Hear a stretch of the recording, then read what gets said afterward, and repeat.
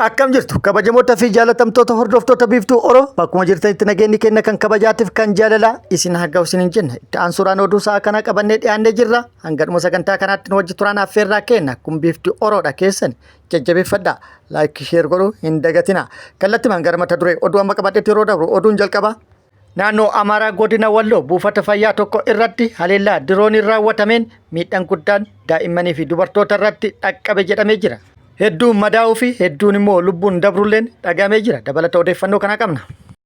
Oduun itti aanu oduu oolmaa Oromiyaati. Oduu oolmaa Oromiyaatti lolli loltoota mootummaa Bilxiginnaatiif waraana bilisummaa Oromoo gidduutti Oromiyaa bakkoota garaagaraatti deemaa jiru akkuma itti fufetti jira. Waraanni bilisummaa Oromoo zoonii giddugala Oromiyaa hanga funyaan Finfinneetti fullaa'uudhaan fufteedhaan tibbana haleellaa raawwataa tureen akkasumas raawwataa jiruun miidhaa guddaa dhaqqabsiisuun injifannoo gagabbataa argadhe jedhee jira. Gama mootummaatti immoo maaltu jedhame kan jedhus qabannee jirra. Akkasumas mootummaan hulaa galaana deebisa jechuudhaan kaabatti lola bifa haaraan kallattii garaagaraatiin banuudhaaf qophaa'aa osoo jiru haleellaan naannoo Amaaraattii fi naannoo Oromiyaatti humnoota isaa irratti raawwatamaa jiran rifaatuu guddaa keessa galuu fi raafamni hamaan keessoo isaanitti uumamuun dhagahamee jira. Guutuu odeeffannoo kana isiniin kenna.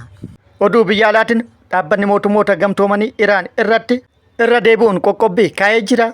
Guutuu oduu kanneeniitiif kan biroo wajjin isin wajjin ka turu ani Bariisoo Ganamooti. Guutuun oduu akka itti aanu kanatti isiniif dhiyaata. Mootummaan Bilxiginnaa haleellaa humna qilleensaatiin godina Wallootti raawwateen miidhaa guddaa namoota nagaa irratti dhaqqabsiisuu odeeffannoon gamas irra baate ibsitee jirti. Godina Walloo aanaa gubbaa laaftoo buufata fayyaa magaalaa Saanqaa irratti haleellaa humna qilleensaatiin raawwatameen yookaan immoo haleellaa dirooniin raawwatameen dubartoota, daa'imman, dhukkubsattoota fi ogeessota fayyaa buufatichaa irratti miidhaan guddaan dhaqqabuu beekamee jira. Haleellaa raawwatameen namoota hedduu lubbuun galaafatamuu fi namoonni hedduun madaa'uu himamee jira.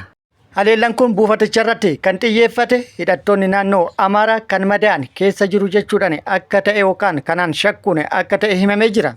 Haleellaan diroonii kun bakkoota biroo garaagaraattis raawwatamuu fi miidhaa guddaas dhaqqabsiisuun dhagahamee jira. Lolli har'as hidhattoota naannoo Amaaraatii fi loltoota mootummaa Bilxiginnaa gidduutti cimee itti fufuunis odeeffannoon gamas irraa baate ibsitee jirti. Lola deemaa ture irratti mootummaan humna qilleensaa deeggaramuun haleellaa hidhattoota naannoo Amaaraa irratti raawwatee miidhaa guddaa dhaqqabsiisuu mootummaan beeksisee jira. Haleellaa diroonitiin miidhaan guddaan hidhattoota naannoo Amaaraa irra dhaqqabe jedhee jira mootummaan. Oduu oolmaa Oromiyaatti lolli Oromiyaa zoonilee Oromiyaa garaagaraa keessatti loltoota mootummaa Bilxiginnaatiif waraana bilisummaa Oromoo gidduutti deemaa jiru akkuma itti fufetti jira. Waraanni bilisummaa Oromoo Oromiyaa bakkoota garaagaraatti lola deemaa jiru irratti miidhaa guddaa loltoota mootummaa Bilxiginnaa irratti dhaqqabsiisuun injifannoo argataa jira jedhee jira. Haaluma kanaan waraanni bilisummaa Oromoo zoonii giddugala Oromiyaa bakkoota garaagaraatti godinaalee giddugala Oromiyaa garaagaraa keessatti tarkaanfii humnoota mootummaa irratti tibbana fudhatee miidhaa guddaa loltoota mootummaa irratti dhaqqabsiisuun loltoota mootummaa hedduu hojiin ala taasise meeshaalee waraanaa hedduu injifannoo boonsaa irratti argadhe jedhee jira. Haaluma kanaan waraanni bilisummaa Oromoo fulbaana 24/2025 Shawaa Bahaa aanaa Adaamatti haleellaa mooraa waraana mootummaa tokko irratti raawwateen miidhaa guddaa irratti dhaqqabsiisuun mooricha guutumaan guututti hojiin ala taasise jedhee jira. Mooraa waraana mootummaa aanaa Adaamaa bakka addaa Dirii jedhamu irratti haleellaa sa'a 10 irraa jalqabee hanga sa'a 11tti raawwateen mooricha guutumaan guututti hojiin ala taasisuun loltoota mootummaa hedduu addunyaa kanarraa godaansisee hedduu madoodhaan adabe kan harkaan qabes baay'eedha jedhamee jira. Haleellaa raawwate kanaan meeshaa waraanaa hedduus irraa hiikkatu waraanni bilisummaa Oromoo beeksisee jira. Haaluma wal fakkaatuun waraanni bilisummaa Oromoo achuma aanaa Adaamatti fufteedhaan haleellaa humnoota mootummaa Bilxiginnaa irratti raawwatu cimsee itti fufuudhaan guyyaa kaleessallee haleellaa mooraa waraana mootummaa irratti raawwateen miidhaa guddaa dhaqqabsiisuun injifannoo argadhe jedhee jira. Kaleessa fulbaana 26/2025 Shawaa Bahaa aanaa Adaamaa ganda Maaramii Qalboo jedhamutti mooraa waraana mootummaa argamu irratti haleellaa raawwateen mooricha guutumaan guututti hojiin ala taasise jedhee jira. Haleellaa raawwate kanaan loltoota mootummaa Bilxiginnaa hedduu addunyaa kanarraa godaansee hedduu madeessee torbammoo fayyatti harkaan qabu waraanni bilisummaa Oromoo beeksisee jira. Haleellaa raawwate kanaan waraanni bilisummaa Oromoo meeshaalee waraanaa hedduus hiikkadhe jedhee jira. PKM 3 AKM 26 akkasumas meeshaalee waraanaa biroos hiikkatu waraanni bilisummaa Oromoo ifoomsee jira. Haaluma wal fakkaatuun har'as achuma giddugala Oromiyaatti waraanni bilisummaa Oromoo zoonii giddugala fufteedhaan haleellaa humnoota mootummaa irratti bakkoota garaagaraatti raawwatu beeksisee jira. Waraanni bilisummaa Oromoo har'a barraaqan bakkoota garaagaraatti haleellaa kan raawwate yoo ta'u hanga funyaan Finfinneetitti fulla'uudhaan haleellaa raawwateen injifannoo argadhee jedhee jira. Haleellaa har'a barraaqan hanga funyaan Finfinneetitti fulla'uudhaan humnoota mootummaa Bilxiginnaa irratti raawwateen humnoota mootummaa Bilxiginnaa hedduu hojiin ala taasisuun meeshaalee waraanaa hedduu irraa hiikkatuun injifannoo gagabbataa irratti argadhee jedhee jira. Dabalata odeeffannoo kana yeroo itti aanutti qabannee kan dhufnu ta'a. Lola Oromiyaa bakkoota garaagaraatti waraana bilisummaa Oromootii fi loltoota mootummaa Bilxiginnaa gidduutti deemaa jiru kana wal qabatee gama mootummaatti odeeffannoo argachuuf yaallus odeeffannoo argachuu hin dandeenye ta'ullee waraanni mootummaa Bilxiginnaa bakkoota garaagaraatti tarkaanfii namoota nagaa irratti fudhataa jiraachuu odeeffannoon bakkoota garaagaraa irraa bahan nu gahanii jiru. Haaluma kanaan waraanni mootummaa Bilxiginnaa godina Arsii Bahaa Aanaa Roobee Diidaa ganda Qakoo Eddoo Addaa Jaboo jedhamu keessatti fulbaana 25,2025 namoota lama irratti gaafii tokko malee badii tokko malee mana isaaniitti fuudhanii deemanii rasaasa itti roobsuun haleellaa irratti raawwatanii lubbuu isaanii galaafatan jedhamee jira. Akkasumas lixa Oromiyaa godina Wallagga lixaa Aanaa Najjoo ganda Giddaa Maaramii jedhamutti kaleessa galgala namoota damaraa gubaa turan irratti waraanni mootummaa haleellaa raawwate namoota 3 lubbuu galaafatuun odeeffannoon gama sirraa baate ibsitee jirti.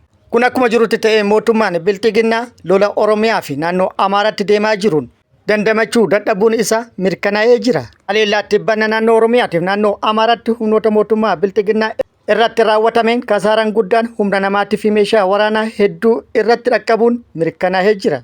Kanarraa kan ka'e keessoon mootummaa raafama hamaa keessa galuu fi Jeneraalotaa fi ajajoota waraanaatiin wal amanuu dadhabuu irraa kan ka'e wal dura dhaabbannaan cimuun dhagahamee jira. Sababa injifatamuu fi kasaaraan guddaan humna namaatii fi meeshaan waraanaa dhaqqabuu keessoo kennaa iccitiin bahee humnoota faallatiif dhaqqabuudhaan miidhaan guddaan akka humnoota keenyarra dhaqqabu taasifamee jira jechuudhaan quba walitti qabaa kan jiran yoo ta'u yeroo ammaa kana tarkaanfillee walirratti fudhatuu fi qophii taasisaa kan jiran akka ta'e dhagahamee jira. Gara biraatiin immoo mootummaan Bilxiginnaa hulaa galaanaa deebisa jechuudhaan humnoota hedduu fi meeshaalee waraanaa gurguddaa hedduu gara kaabaatti fe'aa ture. Haleellaa hidhattoonni naannoo Amaaraa humnoota isaa irratti naannoo Amaaraatti raawwataniin rifaatuun guddaan kan irratti dhaqqabe yoo ta'u haleellaa kaabatti jalqabuuf tures yeroodhaaf tursiisuuf yaada kan qaban ta'uun dhagahamee jira. Gara biraatiin immoo mootummaan haleellaa suukaneessaa naannoo Amaaraatti humnoota mootummaa Bilxiginnaa irratti raawwatame loltoota TPLF fi loltoota Eertiraattu keessatti hirmaate jechuudhaan TPLF fi Eertiraatti quba qabuunis dhagahamee jira. Lolli nu Asabiin deebisuu fi Eertiraa fi naannoo Tigraay irratti kallattii garaagaraatiin banuuf deemnu asittuu nuttu jalqabe jechuudhaan rifaatuu jala galuun isaanillee dhagahamee jira. Har'as naannoo Amaaraatti hidhattoota naannoo Amaaraatii fi loltoota mootummaa Bilxiginnaa gidduutti lolli guddaan akka turee fi haaluma kalee fi dheengaddaatiin loltoonni mootummaa Bilxiginnaa hedduun hojiin ala ta'uu odeeffannoon gama sirraa baate ibsitee jirti. Har'as hidhattoonni naannoo Amaaraa humnoota mootummaa Bilxiginnaa akkuma kaleef dheengaddaa kaan akka baala mukaatti harcaasanii kaan immoo akkuma horiitti of dura oofuun argisiisanii jiru. Kan nama gaddisiisaa jiru garuu kan akka baala mukaatti harca'aa jiruu fi kan akka horii duubaa oofamaa jiru kunis baay'inni isaanii ilmaan hiyyeessa maqaa raayyaa ittisa biyyaatti naannoo Oromiyaa irraa garas geeffamanidha. Akka odeeffannoon maddeen garaagaraa irraa ba'an ibsutti lola amma bifa haaraan walloorraan jalqabe kana keessatti dhalattoonni naannoo Amaaraa maqaa raayyaa ittisa biyyaa jedhuun waraana mootummaa keessa kan hin jirree fi kan dhumaa jiru dhalattoota naannolee biroo akka ta'an dhalattoonni naannoo Amaaraa dursanii mootummaa ganuudhaan gara faannootti makamuun isaanii beekamee jira. Kanaaf miidhaan guddaan dhaqqabaa kan jiru dhalattoota saba birootii fi naannolee biroo akkasumas keessattuu kan naannoo Oromiyaa irratti jedhamee jira. Oduu biyya alaatti manni maree dhaabbata mootummoota gamtoomanii irra deebiidhaan Iraan irratti qoqqobbii kaa'ee jira. Manni maree nageenya mootummoota gamtoomanii sagantaa niikuleeraan wal qabate irra deebiin Iraan irratti qoqqobbii dinagdeetii fi loltummaa kaa'ee jira. Haaluma kanaan manni marichaa akkaataa walii galtee bara faranjoota 2015 qoqqobbii Iraan irra kaa'ee ture irra deebiidhaan ammas akka irra kaa'amu murteessee jira. Murtichi kan darbe yookaan kan mirkanaa'e Yuunaayitid Kingdom, Faransaay fi Jarman Iraan waliigalticha guutumaan guututti hojiirra oolchuuf murannoo hin qabdu jechuudhaan komii erga dhiyeessanii booda jedhamee jira. Gara biraatiin immoo Chaayinaa fi Raashiyaan qoqqobbiin Iraan irra kaa'ame baatiiwwan jahaaf akka turu gaafachuu isaanii BBC'n gabaasee jira. Haa ta'u malee yaadni murtoo qoqqobbiin Iraan irra akka kaa'amu dhiyaate miseensota mana maree birootiin sagalee caalmaan waan darbeef irratti mirkanaa'ee jira. Pireezidaantiin Iraan Masuud Pezeshkiyan qoqqobbiin Iraan irra kaa'ame kun akka seera idil addunyaatti kan fudhatama hin qabnee fi qoqqobbii seeraan alaati jedhee jira. Akkasumas Iraan meeshaalee waraanaa niikuleeraa babal'isuuf fedhii kan hin qabnee fi dhimmicha irratti odeeffannoo barbaachisu kennuudhaaf murannoo qabaachuu isii dubbatee jira. Murtee qoqqobbii irra kaa'ame hordofuudhaan Iraan ambaasaadarota Yuunaayitid Kingdom, Faransaay fi Jarman mariidhaaf waamuun dhagahamee jira. Qoqqobbiin Iraan irra kaa'ame guyyaa boruu jalqabee hojiitti kan hiikkatu jedhamee jira. Gama biraatiin immoo Iraan dhimma niikuleeraatti wal qabatee odeeffannoo barbaachisu qaama barbaachisuuf murannoo qabaachuu dubbattus gabbisa anniisaa niikuleeraa haala adda ta'een oomishuu yookaan jalqabuuf Raashiyaa wajjin karaa lafa jalaatiin waliigaltee uumuun isii dhibba kana haala adda ta'een odeeffamaa jira. Keessattuu guyyaa kaleessa Iraan buufata anniisaa niikuleeraa 4 Raashiyaa wajjin gabbisuuf waliigaltee mallatteessite jedhamee jira. Kabajamoota fi jaalatamtoota hordoftoota biiftuu Oroo oduu namaaf qabadde kan hanga ammaa kana guutuu oduu wajjin isin wajjin ka ture an Bariisoo Ganamooti. Hanga yeroo itti aanutti deebinee wal agarrutti nageenyi Rabbi isiniif haa baay'atu. Nagatti nu turaan immoo hawwii kenna. Nagatti nu tura.